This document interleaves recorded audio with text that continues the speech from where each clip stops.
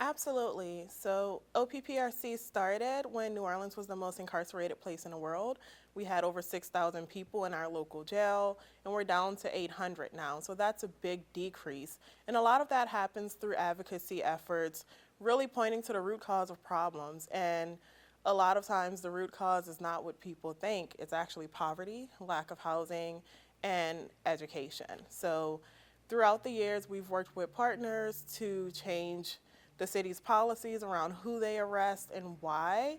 And we actually see that with this lower jail population, the crime rate is the lowest it's been since the 1970s. So it shows that we can't over incarcerate and over police ourselves to safety. Wow. Now, are you from here? Did you grow up here? Yes, I'm a native New Orleanian. I grew up in the lower Ninth Ward. What has it been like for you to like grow up here and then become an activist in the city and try to actively change what you're seeing? One advantage that people have who are from here, native New Orleanians who are organizing around this fight, we have context. So we understand where we have been and we have a clear vision of where we want to go. And although the jail population is down to like 800 now, it's still not low enough. There are still so many people in there, and those people don't pose a risk to you. They don't pose a risk to me, but they're locked in there because our laws are not fair, because our laws show that equality don't exist with the law at this moment. And to be frank, our city budget shows that too, when 62% goes to over policing and over criminalizing our residents. Can you tell me, can we start though with like, what is at the heart of the defund movement? What does that mean? Yeah, so I'll first start and say defund is a hard word to swallow. I know that a lot of people hear it and they think, I immediately want to turn off. Defund is too much. But the truth is, we've been defunding a lot of things for years, including housing and education. But defunding the police really means reallocating funds. So we're going to take those funds from systems that we know don't keep us safe, and we're going to put it to things that will keep us safe. There's a correlation between poverty and crime.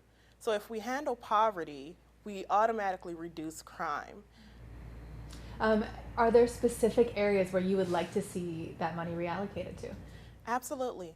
Early childhood education.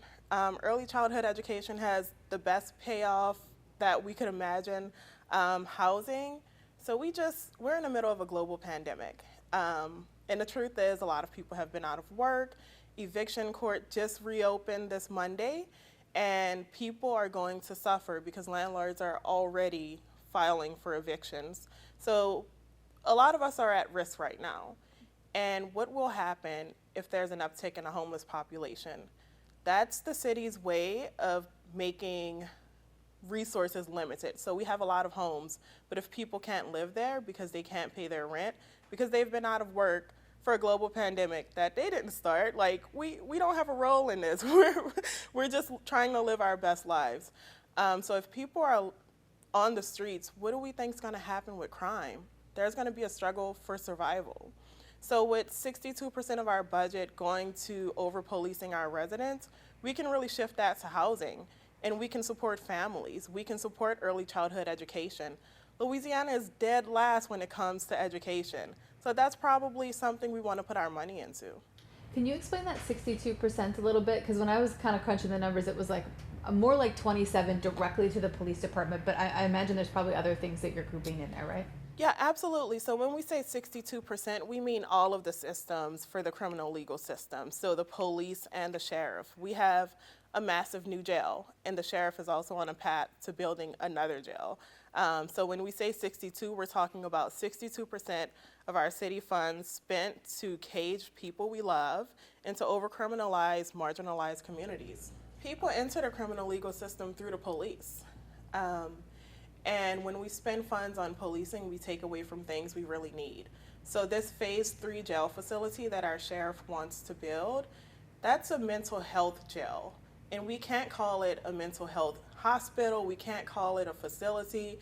It's inside of a jail. So OPPRC believes that people should be able to get the help they need in the community. So if we divest from the jail and we reinvest in community, we can create a wellness center.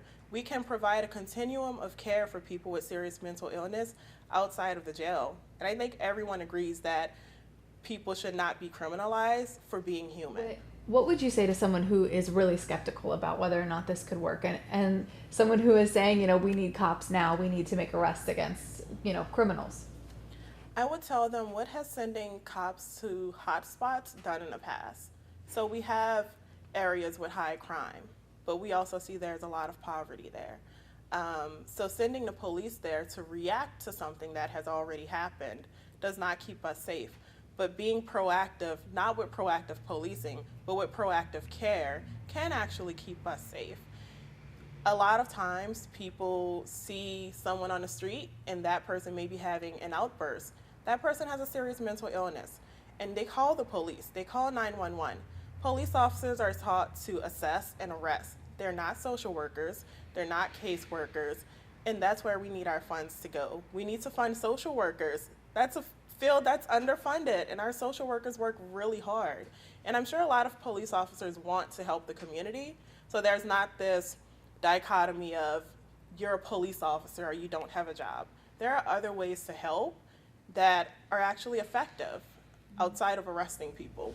Yeah, where does, I guess the protests that and I don't want to group everybody together, and I know that you don't speak for every single human that's been out there, but where do you think the general consensus of dissenters falls on this scale of defunding the police? Because I know some people want them to just no longer handle mental health calls. Other people want total abolition. Where are we falling here?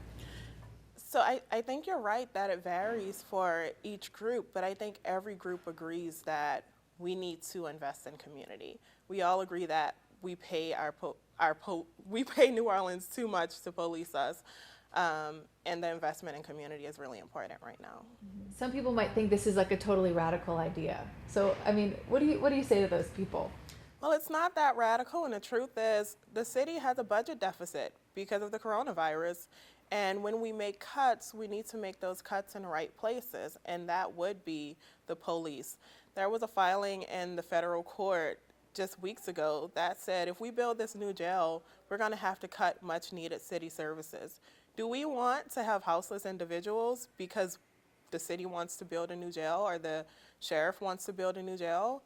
No, and I commend Mayor Cantrell right now by saying that the city can no longer go through with this. We cannot afford to jail more residents. Where are you getting responses from city leaders? Have you heard from anybody that's got their ears open and is listening? I will say everything's a process. We have not heard the response from city leaders that we want. So we hear city leaders talking about changing the names of streets, and that's great. I think we need to remove a lot of Confederate monuments, all of them actually. But we need to change our budget. We need to flip the budget. Budgets are moral documents. So when I look at a sheet of paper and I see that in my life, 62% of that is being spent to hurt me, to criminalize me, on things that don't keep me safe, that makes me feel like I'm not valued. So if our elected officials really value us, they need to invest in us. They need to invest in our education. They need to invest in our mental health specialists, and they need to invest in housing. Like, what are you hoping happens next? Like, what kind of change are you waiting for right away? Right away, well, we know the mayor will be drafting her budget soon. So as a city, we're all saying defund the police. And I think we want to see that reflected in a budget.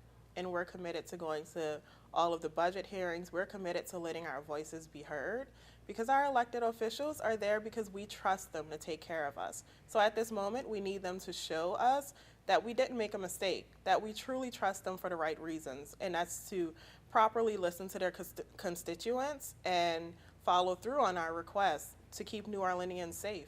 I think at the protests, we see a mix of people. We see people who are hurt because their loved ones were, victims from the criminal injustice system. We see people who are fighting and they're not impacted, but they're willing to put their bodies on a line because they see that this isn't right. So I think what we want most is just to send that united message of defund the police. And again, defund is a harsh word, right? We could have said reallocate, we could have said redistribute. We've been saying those words for years. And at this point, we can't use fluffy language anymore because people are being killed by the police. So we're done with the fluffy language. We're gonna say defund, And we're open to having a conversation with whomever about what we mean, but it really means we want to take care of our loved ones. We want to take care of our neighbors. As a native New Orleanian, I don't want more people I love going into that jail. I know what happens to people in that jail. The jail is under a federal consent decree because it's not a safe place, it's not a nice place. So that's something we need to think about when we unnecessarily cage people. Why are you so passionate about this? Do you have like a story, or I don't know how much you want to share with me, but Yeah. Well, I have a brother who's in prison right now in Texas, and a lot of loved ones who have been through OPP personally. So I hear stories. There are members in OPPRC who tell stories about their time in the jail. And I've toured the jail, I've never been detained in the jail. But even from what I've seen through tours, it's not a pretty place. And why are we caging humans? We're not animals. We all deserve love, respect. We all deserve to be treated fair, and we also deserve proper care. How many people are, again, committing survival crimes because their needs aren't being met, because they're not being taken care of? And we have this school to prison pipeline, which is so very real. I won't even go into it because there's enough data for anyone to research. But the school to prison pipeline is a problem because we say, get a good education, get a good job. You can do all of these things. You can feed your family with a good job. Good jobs require higher education. And when we have police officers in our schools criminalizing our children, when really there should be a social worker, because if a child is being really disruptive, it's probably an indicator that something more is happening at home. So when we stop that school to prison pipeline and actually teach our children and help them get into higher education, then they can get a job. Then they can support their families. Then they won't be forced to commit what people would call crimes of survival. And I say what people would call crimes of survival because the real crime happens every time a budget is passed and we are not prioritized. what do you see as the best case scenario future of New Orleans, based on all these things? Yeah, I would say immediately a smaller police force. And I don't mean that in a way to take people out of jobs. Again, there are other jobs where people can help the community. We know that some police officers are there because they want to help the community, but this is the only way they can help the community and be paid a livable wage or a living wage.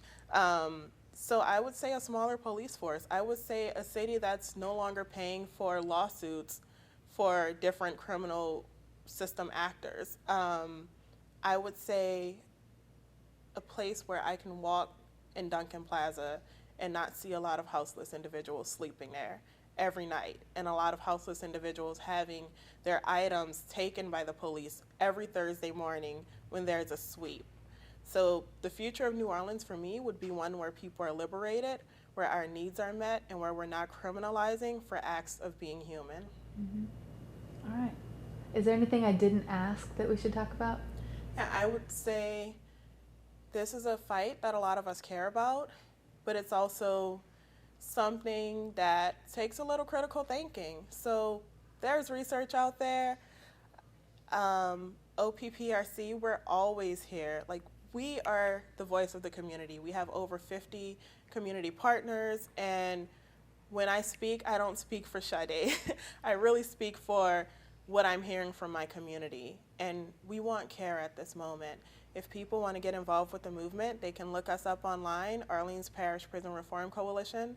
We're on Facebook, OPP Reform, and Twitter, OPPRC. Absolutely, this is not going to just go away. We've been protesting for years, for over 400 years in different forms, and police and prisons are the manifestation of systems meant to uphold structural inequality. So we're going to be fighting these systems every way. And there are abolitionists, and people hear abolition and they think, oh my God, they want to burn down the jails and prisons, when really abolitionists want safe communities where these systems that were created to uphold structural inequality don't exist. So in New Orleans, most of our officers are African American, right? So we're not saying we see a lot of white cops beating black people. That's not the situation here.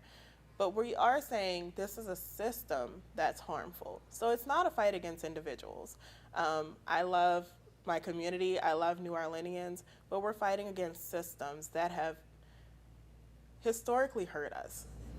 Yeah, it's a lot of work to do that, to dismantle all of that. Yeah, and we're going to get there one step at a time.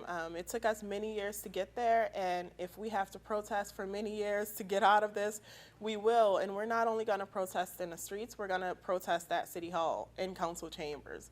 We're going to protest in the mayor's office. We're going to do what it takes to liberate New Orleanians, to make New Orleanians safe, and to care for families and children.